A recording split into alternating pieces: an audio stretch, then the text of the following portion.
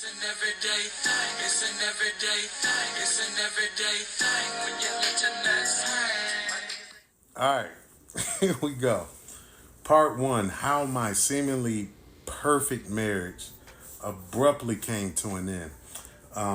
So I met my ex-wife June 5th, 1997, at about 3 o'clock in the afternoon. I was working at the men's warehouse. And actually, my father was working at the same store that I was working in. We worked there together. And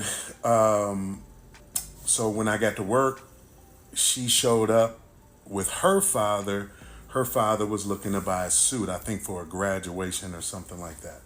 So, we, working the sale, doing what we do. And, but I'm looking at her like, man, she kind of nice, so we kind of flirting back and forth. Or at least I'm flirting, you know what I mean? But I think she picking up the vibe, and so, we kicking it. And, I'm showing her what you think about this towel, what you think about this suit, while the dad over there with my father, which is crazy, looking for, whatever suit he wants. So, that all that transpired, dad winds up buying the suit, and then they leave. So when she's leaving, she's in the car in the back seat with her father. And for whatever reason, I think me and a couple of the other guys were standing outside. So when she was driving off, she waved at me like goodbye. And then I'm like, yo, I came back in like, yo, that chick want me, bro. Like she digging me, doc. Right? And they like, man, that girl ain't thinking about you. But then I realized all the flirting and all of that, and she waving at me when she leaving. I never got her name or her number. So I'm like, yo, I forgot to get the info. So then, it's crazy how fate works because, it could have been, it could have been one of those things where she never came back. But the cool thing is, whenever you buy a suit, they had to get the suit altered, like get the pants done, y'all know what I'm saying, had to get alterations done. And you have to write your information down on an alteration ticket. So then I realized the number is on the alteration ticket. So I'm like, yo, this is crazy. So then I actually called the house. Like I dialed the number, and back in those days, I'm showing my age a little bit. But back in those days, folks had house phone with, an answering machine. So I called the house, and guess who voice popped up on the answering machine? Hers. Like, oh, you've reached blah, blah, blah. Leave a message. So then I left a message like, oh, the suit will be ready a little earlier than expected. And, I gave the information on when the suit was going to be ready. And it's crazy because that day when I met her, I even remember what she had on. She had like brown braids, the little braids coming down. She had like these brown silky pants on and a brown top. Man, she was ready. And she was like 19 years old, young. I think I was 21 at the time. She was 19. So like, this is like, like crazy, right? So, so then I called, left a message, and then that was that. So then I don't remember if it was a day or a couple of days later, the suit is ready. And it just so happens, and like I said, you never know how fate will work. And there's a couple areas in this story where just fate takes over, if you understand what I'm saying.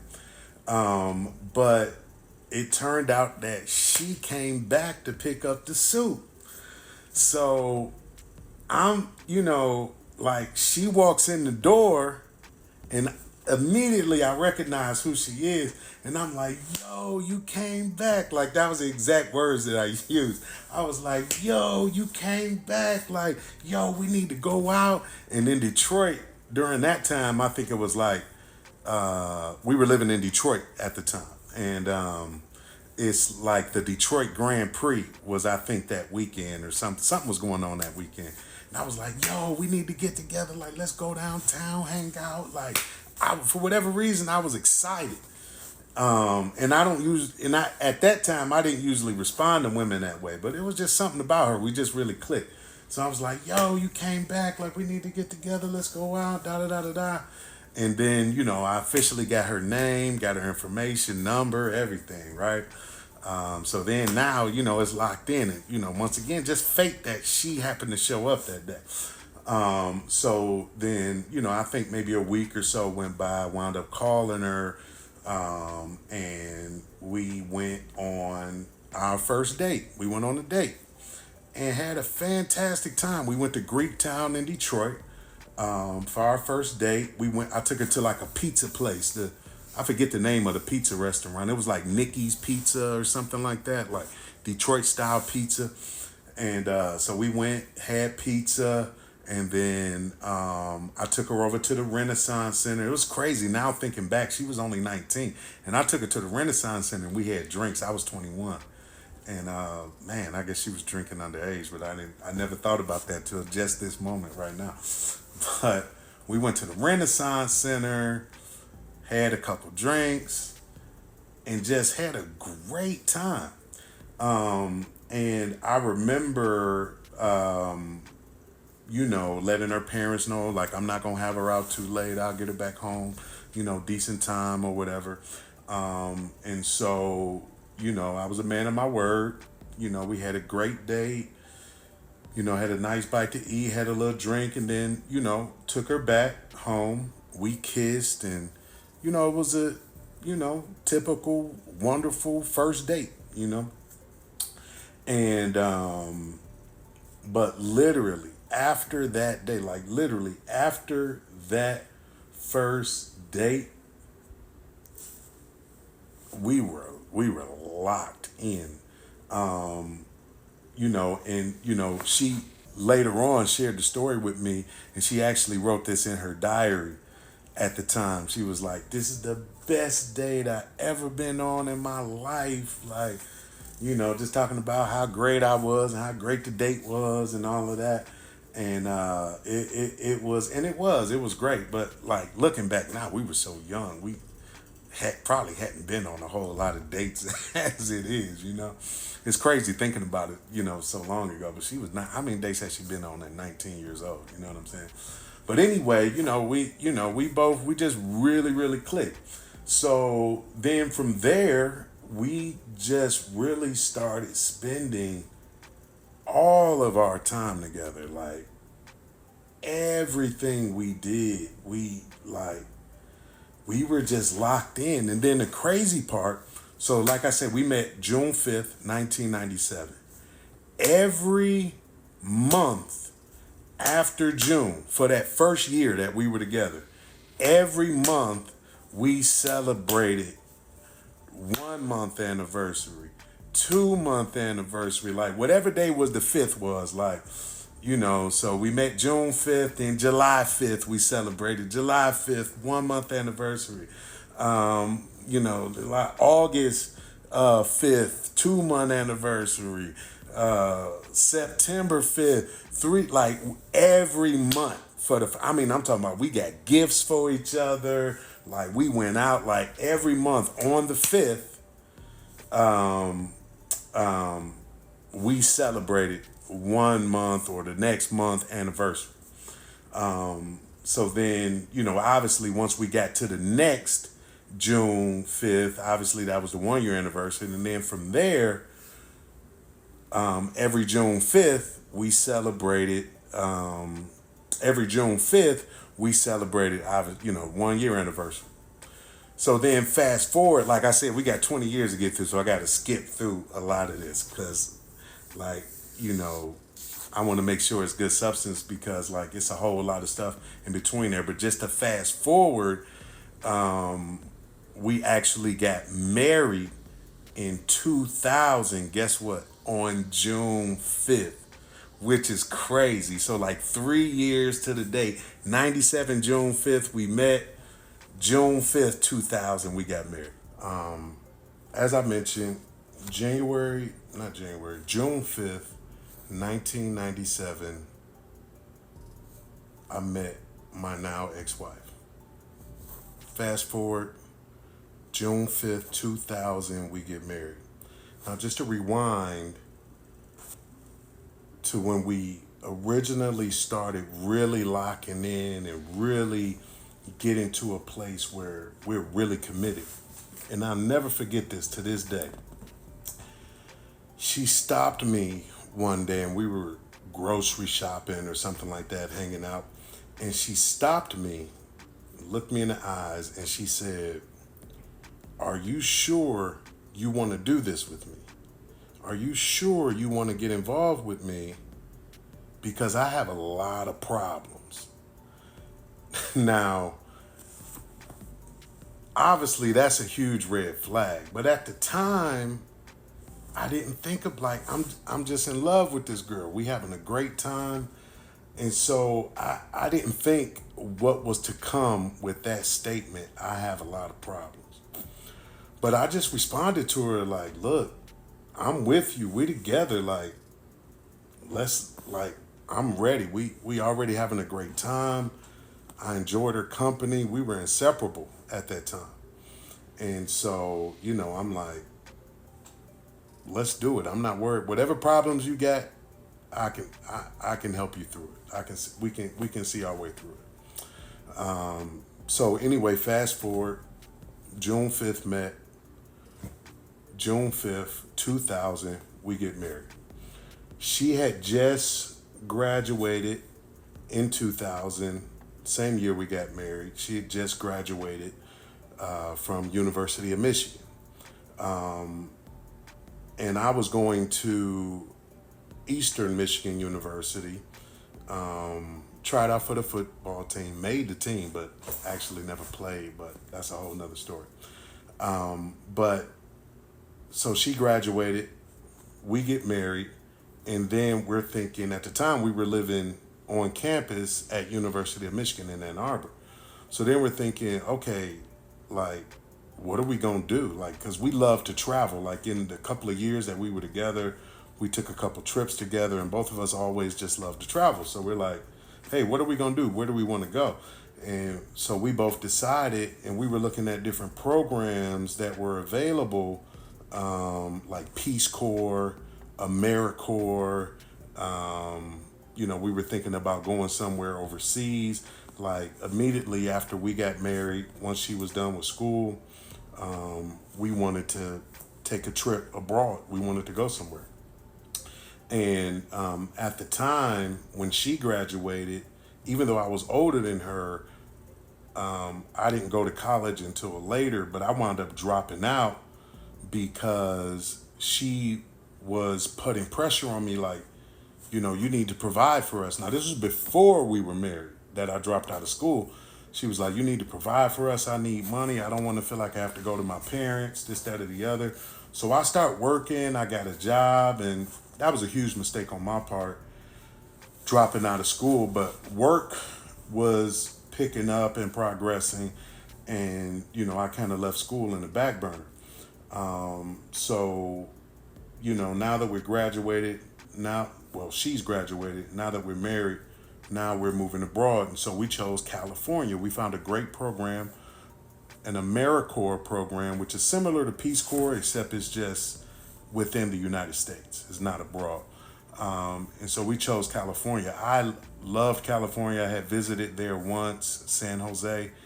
And then so we decided we picked a program in San Jose, California.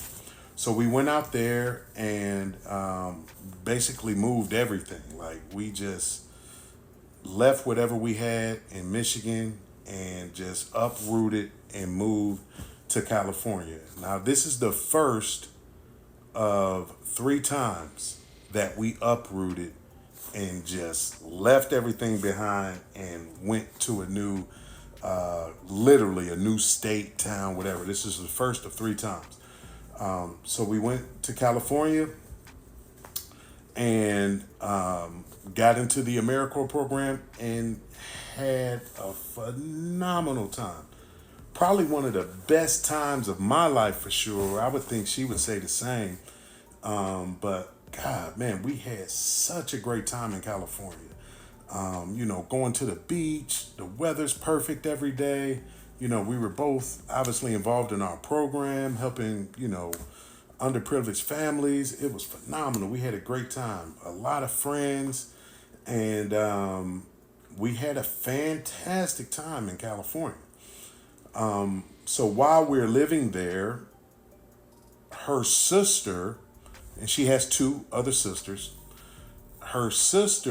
one of her sisters had moved and met a great gentleman that is in the gospel music industry and moved to Tennessee, Nashville, Tennessee. Well, just outside of Nashville, a little town called Murfreesboro. So the sister's all excited. She is like, just loves being around her family. So now that she's got this great husband, she's moved to Tennessee. She's trying to get the rest of her family to come. So they invited us to come visit. We go to Tennessee, take a break from our program in California. We fly to Tennessee. Had a phenomenal time with them in Tennessee, and they were just starting a church in Tennessee. And at that time, I was like, yo, they doing some great things in Tennessee, and I'm thinking like, I think it'd be great for us to make a move there. And looking back, there are times and decisions that we've made. And this is the interesting thing about dealing with a particular type of individual that is not somewhat, but that is manipulative. They will make you think every move that you make was your idea. But looking back on it, I feel like some of it she planted in my head, but made it look like it was my idea. So she didn't have to feel like she was like, had any fault in it if anything went wrong. But anyway, we had a conversation.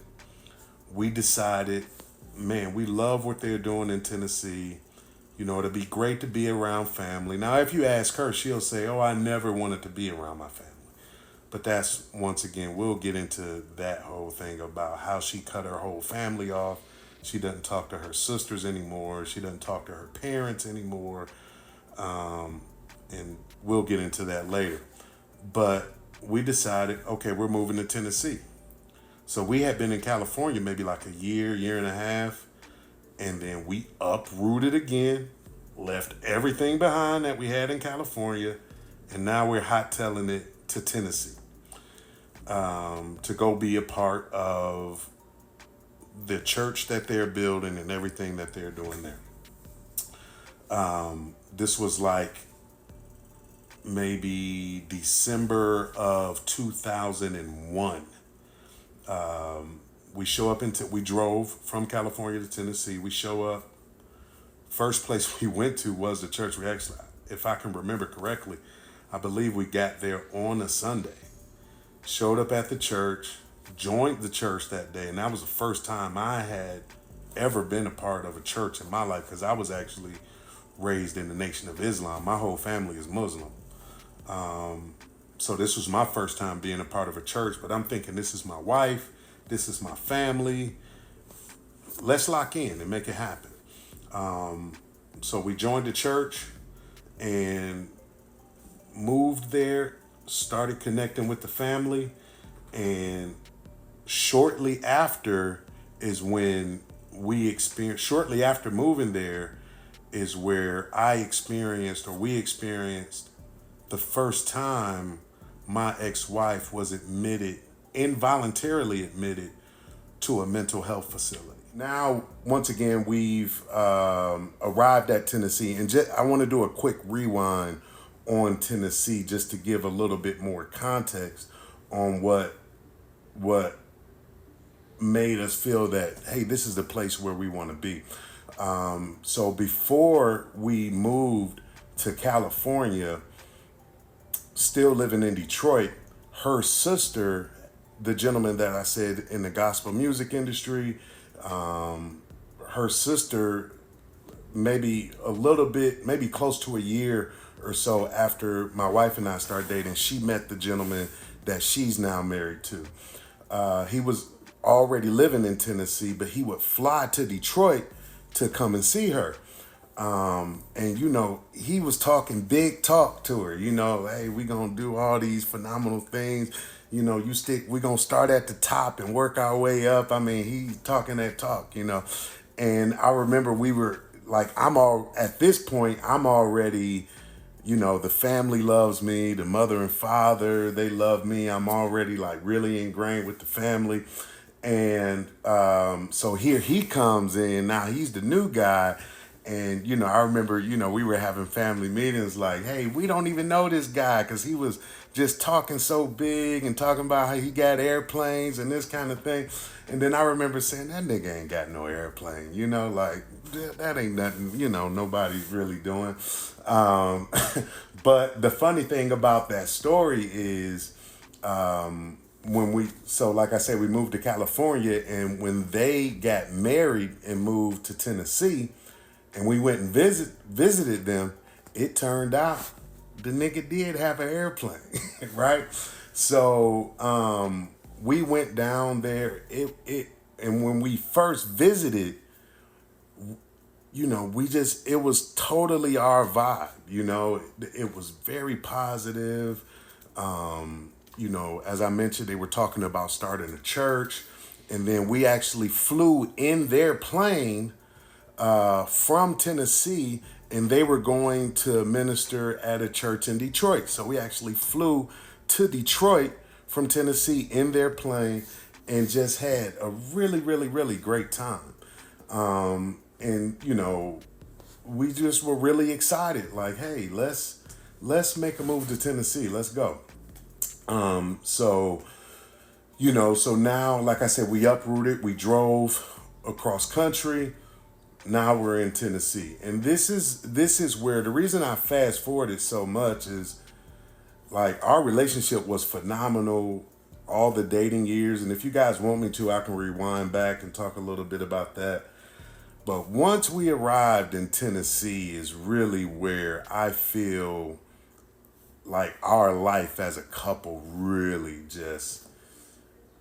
began, or at least for this point, because like I say, I don't want to do this in 1,000 parts for you guys and go through every detail. But this is where really the meat and potatoes really comes in at, with us being in Tennessee.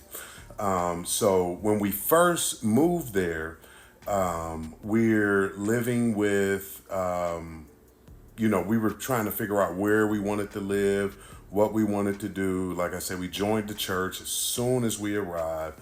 Really excited about that. And so we were deciding, where we wanted to, settle at in the town. So we actually moved in with her mother and father. And just a little bit about her mother and father. With me growing up, their mother and father are still together.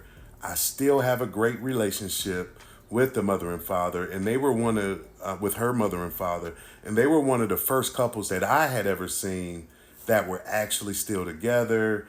Their mother, during our dating years, their mother, would fix him dinner and really cater to her husband.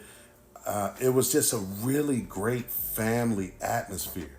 And it made me feel that, their daughter, who I was dating, like, this is a good girl to date. Like, she's got a great family. She's got great parents. They're still together. First time I had ever seen that, because I came from where my father was a single father and raised me. But I always felt and knew that I wanted a family. And so seeing that in her, how great her family was, really made me feel that this is the right decision. Like, this is a girl that I want to be with. So we went and stayed with her mother and father. They were great about it. Everything was cool. We're getting settled in. And shortly after we moved in,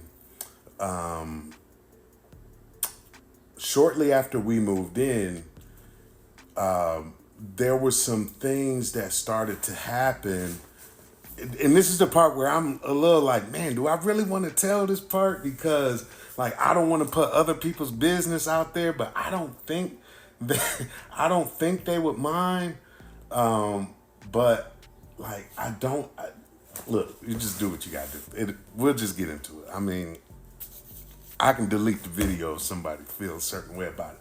So we're living with their mother and father, and at the same time, she has her other sister who moves in. So as I mentioned, she has two sisters. She has the sister who married the gentleman who is in the gospel music industry, really phenomenal, phenomenal artist. Like he's in the gospel music industry, so you got that sister. They have their own home, and then her other sister had recently got divorced from her husband, and she wound up moving to Tennessee as well from Detroit, and she moved in with the mother and father as well. So we're all in the house together. So now I'm leading up to the first like huge event where my ex-wife was first admitted to a mental health facility. So what I've learned over the years is she goes into what I call like, or what I've titled, just based on research, trying to figure out like what is going on with this girl. She goes into what I call manic episodes. And it's usually built up from really stressful events that happen. And so in this particular event that I'm about to tell you about was one of those really stressful events that came about. And it was my first time seeing her in a manic state, to the point that like I had to call 911. We had to get paramedics out, and eventually she was involuntarily admitted to a mental health facility. So as I mentioned, we're living with her parents. We, just freshly in Murfreesboro, Tennessee. We're part of the church. Things are going great. Her sister is living there with us as well. And so their parents, her parents, in the house that they were in, I believe it had got to a point to where the lease was coming to an end. They were trying to renew the lease. Something with the landlord, just something, whatever it was, didn't work out. And as I mentioned, my ex, whenever she would go into these mental or manic states, it was always around some sort of stress. So her parents have, there's some issues going on with the landlord. It's turning out that we're going to have to move out of the house pretty quickly. So, everybody's trying to figure out, my wife and I are trying to figure out where we're going to go. Their parents are figuring out what they want to do. Sister's doing the same. So with all of this going on, like her behavior just became, for lack of a better term, just really weird. And to rewind a little bit, she was always like, I was always trying to pull her off the ledge over like during our dating years and the first couple of years that we were married, like just socially, just personally, and I just kept this in my own head, like she was a little weird socially, but I didn't make a big deal of it. But what I would do is I would just try to pull her back, like, she was just really over the top with really trying to impress people, a people pleaser. You know, I remember I used to tell her, like, you don't have to do all that. Like, relax. Like, just chill. Like, people not looking for you to, she was always trying to, oh, I can help you with this and I can clean. But you could tell it was just a little too much. It was a little weird. But in this moment, and like I said, this is my first time experiencing her having being in a manic state, or what I call a manic state. I mean, I'm no therapist. Actually, she's a therapist, which is crazy. And we'll get into that later. But, this is my first time experiencing her going into a manic state. So I always knew she was just a little weird socially, but this was just escalated into something totally different. And we never really argued. And around this time, we're starting to argue for some reason, which isn't common for us. And, the parents are starting to notice she's acting really weird as well. And I want to give examples of what I mean by she was acting weird. But I can't think of any specific examples, but we just all noticed something was really off. But I guess this will provide a good example. What we noticed, because we got to a certain point where we started to try and talk to her, like, hey, what's going on? Like, is everything okay? Like, you've been, acting a little strange lately. Like, is everything cool? And, oh, yeah, I'm totally fine. Everything's fine. I'm good. I'm, this, that, and the other. And so we're like, okay, but everybody's starting to notice in the house something is a little off. And so on one particular night, and this was over the course of, this buildup was maybe over the course of several days, maybe a week. And it got to a point where somehow we were all sitting in a room. Her parents were there. I was there. I can't remember if her sister was there or not. But she had all these documents printed out of like stuff that I had been searching online, and supposedly I was involved with all these other women. And she even made the claim that supposedly I was having sex and cheating on her with her sister who lived there at the time.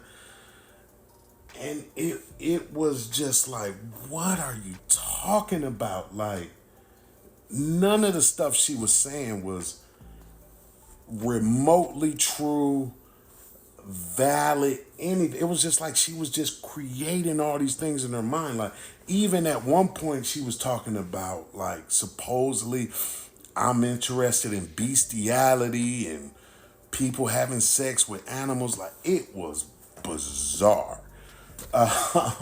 So I remember on this one day we were sitting in her parents' room, and I'm crying at this point. I'm like, what is going on with this woman? Like, it got to the point, like, it was scary. Her behavior and all these crazy things she's saying was so bizarre. So I remember looking in her eyes and I was like, Janice, are you in there? Oh, I said the name. Dang. Okay. I said, ex-wife. I don't know. I'm trying to keep the names out. But I'm like, are you in there? I'm like, I know you're in there. Come out. Like, I'm yelling at the top of her lung. And like, she reared back and was just like, I don't know. It was weird. And then I remember, like, we went into the bathroom after that. And she was talking about, like, look behind you. I see angels behind you. And like, she was seeing things that weren't there. It was just crazy. So, on that particular night, like I say, I'm yelling at her. She's seeing angels and just talking about all this crazy stuff, to where her parents were like, we need to escalate this. Like, I think we need to get her to a doctor. Like, she really needs help at this point. And I'm like, me and her sister, I'm like, we all agree, like, we really need to get her some help. So we called, I can't remember if we called 911, because there were a couple cases over the years where I had to call 911 to come and get her, like call the paramedics out. But I can't remember on this first instance if we called 911 and had the paramedics come out, or if we took her to the doctor. One or the other happened. Either we went to the emergency room or we called the paramedics. I can't remember exactly what happened. But whenever we started talking to the doctors, we're at the emergency room, we're at the hospital. Like I said, I can't remember if that was by ambulance or if we drove there. But once we get there, her parents are there, I'm there, she's there, and we're like, something's going on with her. We don't know what it is, but she really needs help. And she started telling the doctors, I'm not the one that needs help. He's the one that needs help. Like, he's crazy. He's out of my mind, and this, that, and the other. And then, the doctors were saying, well, we need to evaluate you to find out what's going on.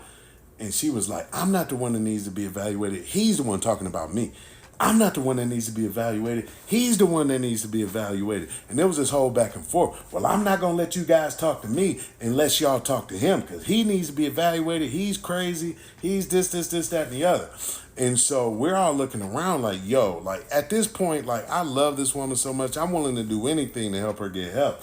So it was like, look, if you want me to be evaluated, and that was kind of the agreement, like, if you want me to be evaluated, I'll let them, whatever this evaluation is, talk to me as long as you talk to them, right? So she agreed to that. That was the only way we were able to get her to actually go and talk to an actual doctor.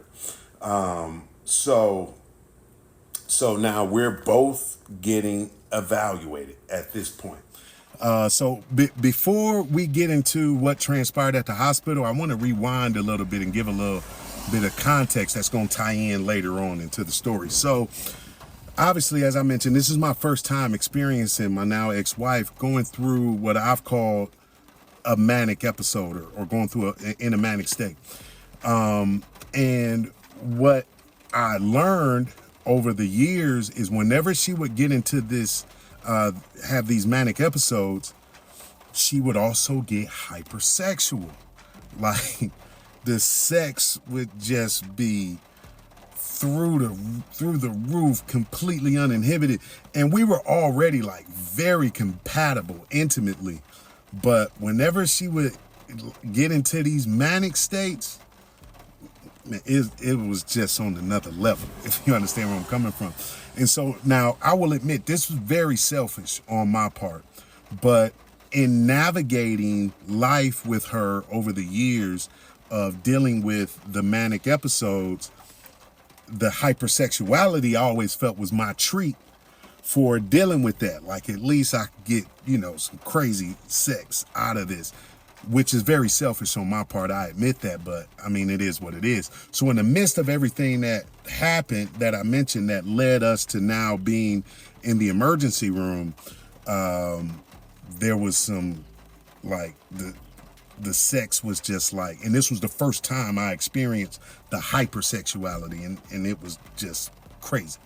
So now we're at the hospital, and the only way that she would agree to be seen is if the doctor saw me. So she's yelling at the doctors, there's nothing, he's crazy. There's something wrong with him. There's nothing wrong with me. He's the one that needs to be seen and evaluated. He's out of his mind, this, that, and the other, right? So I'm there, her parents are there. And at this point, we're like, whatever we have to do to get her to care or get whatever it is that she needs, we're willing to do it. So I agree, like, look, you guys want to see me? No problem. Like, I'll be evaluated just as long as you guys get her the care that she needs. So the doctors take her to a room. They take me to a different room. And I'm explaining to the doctors, look, the only reason that I agreed to do this is because, like, her behavior has been extremely bizarre. And we're trying to figure out what's going on with her.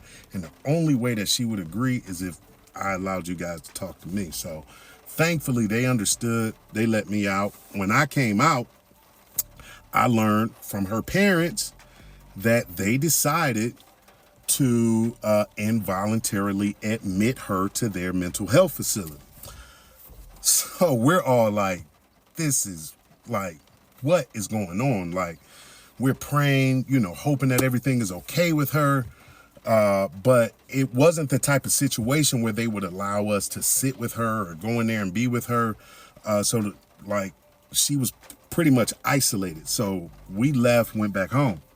So as I mentioned, at this time, we're also now heavily involved in the church that her sister and her husband had started. And so I believe we were at the hospital. It had to have been a Saturday, because the next day, it turned out that her sister and brother were out of town that weekend, and I was supposed to have led service that Sunday. But with everything that went on, it was just like, this is just too much. So let's just say I didn't make that service, but I had another plan. And I called my brother, who was still living in Detroit at the time, and I said, look, man, some crazy stuff just went on. Like, I don't even know how to explain it.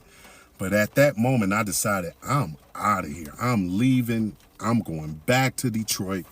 So I got all my belongings, everything that I owned, loaded it up in my car.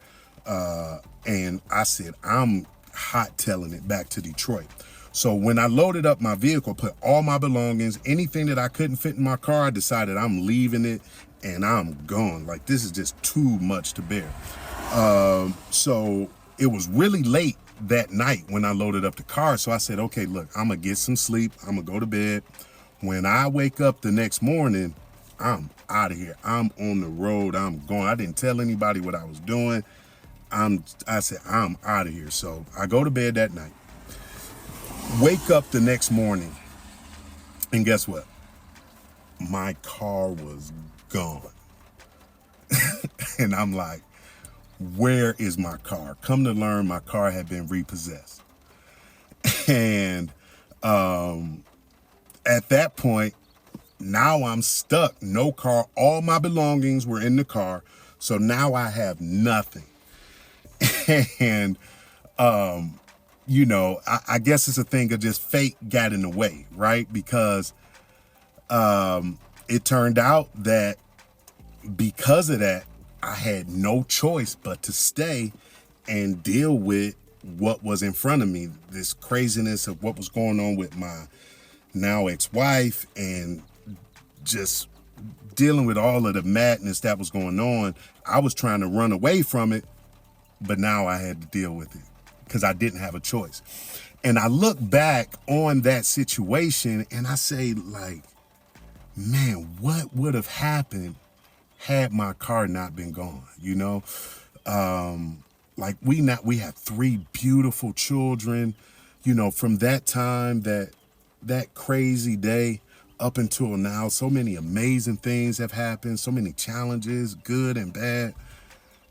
Like, my life where it is now, like, what would it have been if my car hadn't have been gone that morning when I got up? Because I had every intention on getting out of town. But fate got in the way. So now I'm stuck. Now I got to deal with it. And like I say, now we got to figure out what's the next step. And we'll talk about that in the next part. Thanks for watching.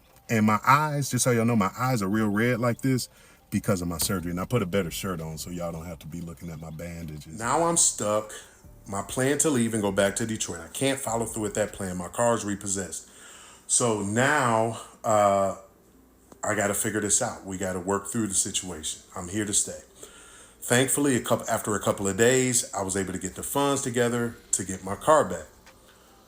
I take my car home, get all my stuff back out of the car, and around the same time, now it's time for my wife to be released from the hospital. So I go to the hospital, I pick her up, she tells me to meet her outside. So I meet her outside, she gets in the car, we drive off, and she immediately, even before I could even start asking any questions, explains to me that it was a mistake, that she was there, she had met either a doctor or a nurse who she explained her situation to. They agreed with her. They were very heartfelt towards her. And she said they actually snuck her out of the facility, which is why she wanted me to meet her outside. And we pulled off. Okay. But what I realized, the mistake that I made was, why didn't I go inside and talk to the doctor to find out if there was something else going on? Is there a diagnosis involved with this? Is there some other problem that I need to know about? I just went along with what she was telling me. And really, I blamed myself for putting her in a stressful situation because we had just moved across state. We're living with her parents. I'm broke at this point. And I chucked it up to, she was just so stressed for the situation that I put her in that caused her to be in this situation where she had to go to the hospital. So I put all the blame on me. But maybe there was some other information that would have came out had I spoken with the doctors. But I certainly at the time didn't think any mental illness or any mental health issues were present, because she's brilliant. She's a really smart girl. Like, she graduated from the University of Michigan. She has a master's degree. I've seen this girl write a 10-page paper in one night. Like, she's very intelligent, well-spoken, beautiful. So I didn't expect that there was anything else other than what she was telling me. And also, she was real chill. Like the person that we saw a couple of days ago that was so manic to the point we had to get her to the hospital, that wasn't the person that was in the car with me. She was chill. She was very relaxed. Everything that she was saying was making sense. So I'm just going along with it. But the other thing that I didn't realize was maybe there was some medication involved that caused her to be a little bit more calm throughout her time while she was admitted. But I will never know because I never asked that. To this day, I don't know because I never asked that question. So we get home, mom and dad, they're happy to see her. They're not asking a lot of questions. We go back to church. No, obviously nobody at the church knows what's going on except for her sister and the pastor. They're not asking any questions. They're just glad that she seems to be okay. Everything is cool. I put all the blame on myself because I put her in this situation. So moving forward from there, things became pretty normal. We didn't, shortly after I was able to get a job. She got a job. She started working. And we were able to get our own place and really started to get on our feet in this new state and new city that we were in. And it would be several years before I saw anything like that again. And this was around 2002. So we were still very early in our relationship, just a couple years in on our marriage. And this was definitely a breaking point where we could have split things off and went our separate ways. But we decided that we're going to stick together. We're going to work through it. I put all the blame on myself for the situation. She forgave me, and we decided to stick together and work through it. And that's exactly what we did. We've gotten past the biggest blow up of our relationship. And the years prior in California, dating in Detroit, were wonderful years, blissful years. We get to this big blow up, and then after that, the next several years, we were good. We are part of the church, and I want to talk about that a little bit. So the church that we're a part of is a prosperity church. So they're talking about you gotta, be rich. You can be a millionaire, and your wife doesn't have to work. And your money is everybody's money and her money is her money. The only thing she can do with her money is save, sew, and shop, right? So it's all about getting to the bag with this church, with the people that we're around. But I'm broke. I'm broke. I'm broke as a joke. And her sister and husband, as I mentioned, he was the one talking big back in the day. And he was big. Airplanes, big house, mansions, everything. And, I'm just getting started out here. I'm broke. So I started grinding like, man, I got to get to the bag. I got to get to this money. So at that time, I was working real estate. And believe me, I really hustled to try to get to it. I'm working real estate. I'm doing, at the time, I owned a car wash and overnight shift at Walmart. It was crazy. I was working so much that on one particular night, I was so tired because I was only sleeping like 2 or 3 hours a night. And on one particular night, I actually drove my car into a ditch, like fell asleep at the wheel. Like I'm really trying to grind to get to this money. Well, I felt really, really indifferent because her sister and her husband are rich. Then she meets the other sister that I told you was living with the parents. She meets a great young guy. He's really intelligent, really bright, sharp individual. They met and got married, had a baby, and they weren't quite balling at the time. But man, in a short span of time, boo, they took off and they making crazy money. Now they millionaires. Now both sisters millionaires. And then here I am stuck in the middle. I'm still broke. And I'm like, yo, like I labeled myself the broke brother-in-law. Like, why is my thing not hitting, But the great thing about my wife at the time, she was tremendously supportive of me in my process. And she always reassured me like, look, I'm not materialistic. It's not about the money. I love you. I'm with you. We can figure this out together. Because I used to say, well, man, like, I don't know why I'm not making it, why I'm not successful. And she just supported me. She had my back the whole time. She never made any sort of gesture that I wasn't enough. But really, I did it to myself. I made myself not enough because I'm like, yo, I can't have the brothers is rich. I got to get out here and get rich. But I just couldn't figure it out. I'm a realtor. I'm working all night. My car wash, and it never came together. So fast forward a few years, the church starts to get involved with a network marketing company.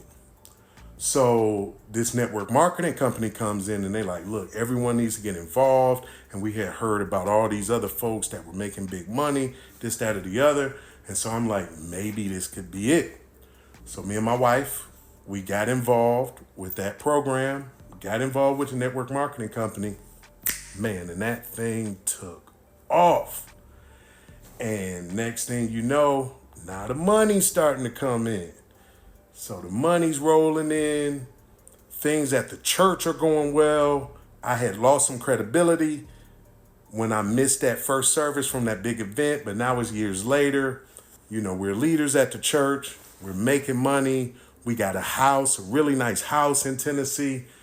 And we had our first daughter during this time. And now things are just going really, really, really well.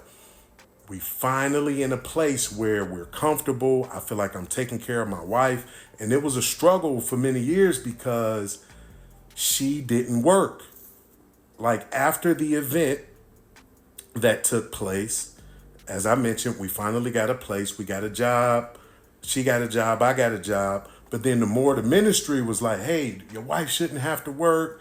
And, a woman's money is her money alone. And the only thing she can do with her money is, save someone's shop, all of that.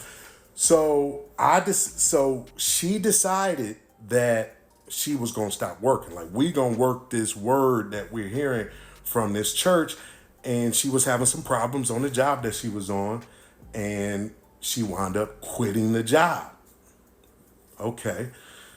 I had mixed feelings about it because I was like, okay, we cut a big chunk of the income out of the household. But then I kind of had to man up because what I was learning was the woman don't have to work.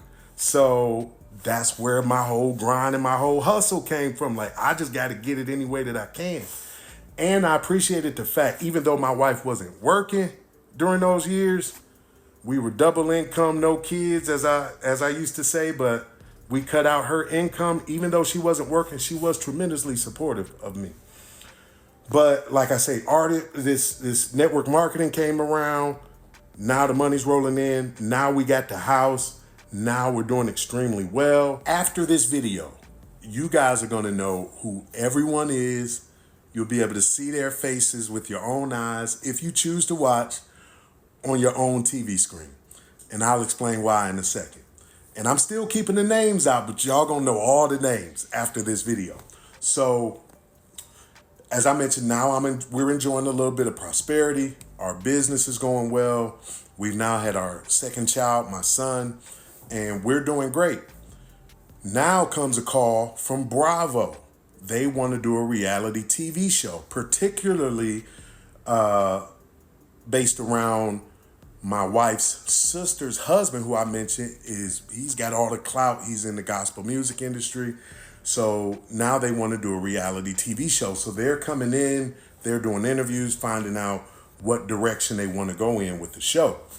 Now, this was over about a 2-year span that they were planning on pulling this show together to eventually, now we got the contracts and now we're ready to go. So on the day and this is another situation where fate just reared its head again. On the day that they decided to start filming the show was the same day that my wife and I were moving out of the home that we lived in. The reason that we were moving out of the home is because even though we had some years where we were enjoying some prosperity, now the business is slowing down. The money is slowing down. And I'm looking like, am I about to become the broke brother-in-law again? So we're like, okay, we need to downsize. So we're planning on downsizing. We're going to move out of our house into an apartment. And we're just going to do it quietly. We're not going to tell the family. And we were all very close, the whole family. Her sister and husband were our pastors. So there was a time when we told them a lot of what we did. We told them pretty much everything different moves we were going to make. But, you get to the point, like, it's not that great for someone to know everything about what you have going on. So we said, we're just going to make this move quietly. Well, it turns out we can't do it quietly. Same day, the cameras show up, like, we got the show, the contracts are signed. Now we're about to start filming this show. Today was the same day we had the moving trucks showing up at the house. So if you decide to go watch the show, you'll see on the first episode, we move, right? So with the TV show, they're trying to figure out what narrative are they going to go with. And you've seen shows, I'm sure, on Bravo where, any reality show, they like the drama. So they're looking for a narrative. They're looking for a storyline. They're trying to figure out what can we bring to this show. They decided to pick up our storyline of moving. So they said, well, you guys, because they asked us, did you guys tell your family that you were moving? No, we didn't tell our family. We kept it to ourselves, this, that, or the other. They're like, bing, okay, great. That's the drama we're looking for. Or they turned it into drama, and I'll explain a little bit more about that in a future video. But, so we're moving. We get moved into our place, and that's where the drama of the show begins. But you can watch it for yourself. The name of the show is Thicker Than Water. You can watch it on Prime Video or Peacock. Now, watch at your own risk because the show did not get great reviews. Now, I love my family, both sides. It's not the proudest thing that I was a part of. I don't talk about it. Like, my friends that are around me, I don't even tell people that I was a part of this show. Only reason I'm telling y'all, because I'm telling y'all all my business and my story, so this is just part of it. So if you choose to, you can go watch the show, and you'll get a lot of understanding, or it'll pick up right here from everything that I've been telling you guys. It'll pick up on your TV screen. Now, I'm not going to spend a whole lot of time in the story talking about the show. If y'all decide, y'all can go watch it. But like I say, watch at your own risk.